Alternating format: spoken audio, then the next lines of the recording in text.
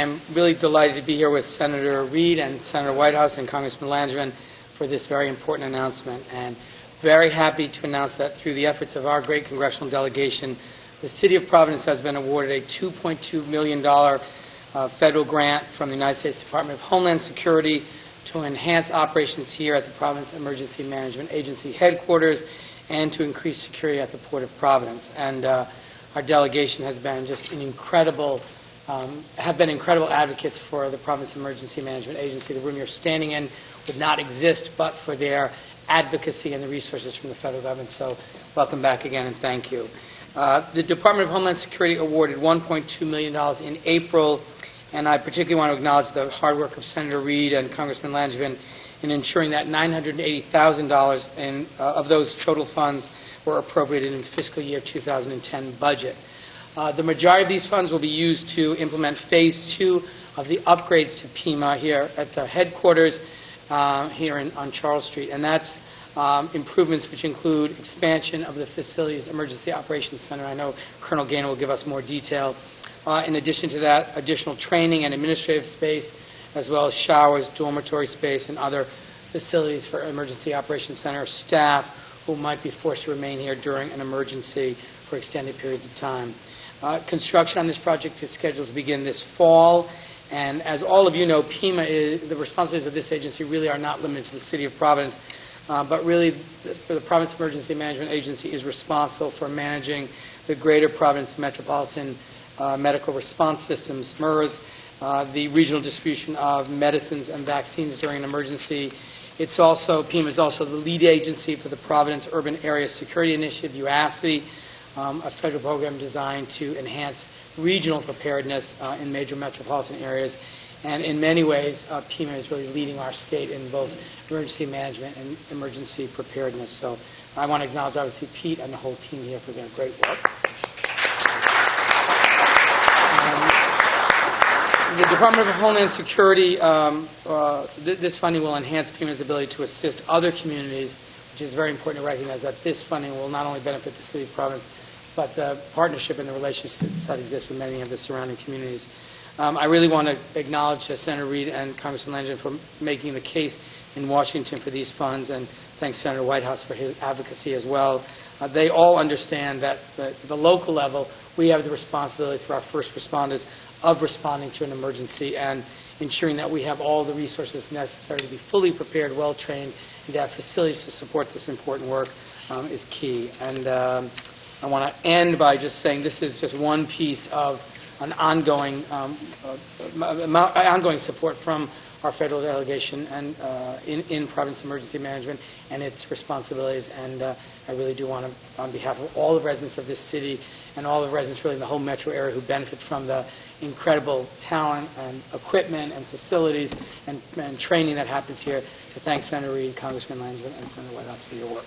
And now I would like to turn over to our senior senator who led the charge on this grant for Providence, Senator Jack Reed. Well, thank you very much, David. Well, we're all delighted to be here to announce this $2.3 million grant, a total of several sub-grants.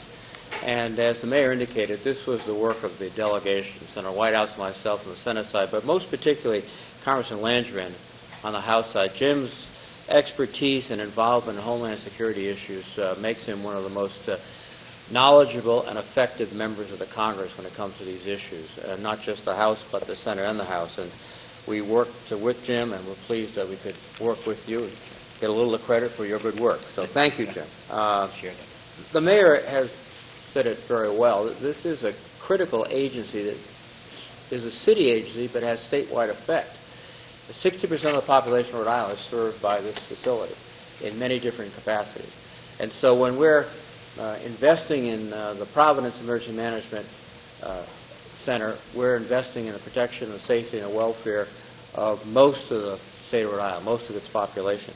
We just have come through a devastating flood, and we saw firsthand the value of this emergency center to coordinate response, to have a place to have continuity in the situation of crisis. All of this reinforces the value of this center and the need for additional resources and the utility of further investment.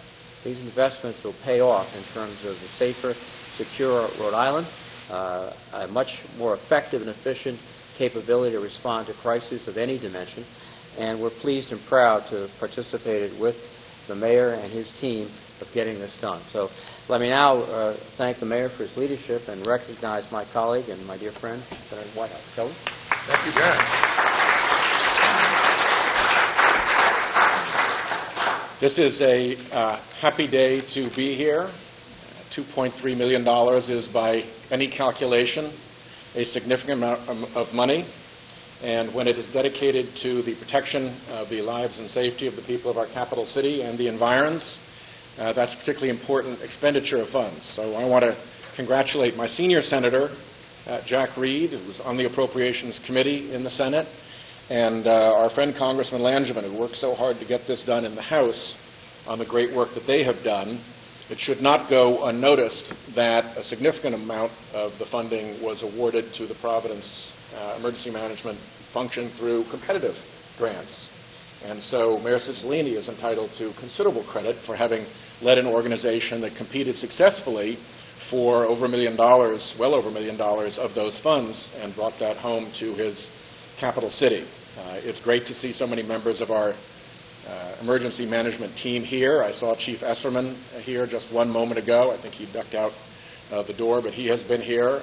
David Smith, who is the head of Rhode Island Emergency Management, is here. And it's a good time of celebration over the money to also think back, as Senator Reed did, to the flood and remember the firefighters going through West Warwick in jet skis, the police officers directing traffic at night and in the rain when bridges and lights were out, the public works officials meeting over the weekends and at night trying to make sure public infrastructure was protected and that people continued to receive the services that they expect.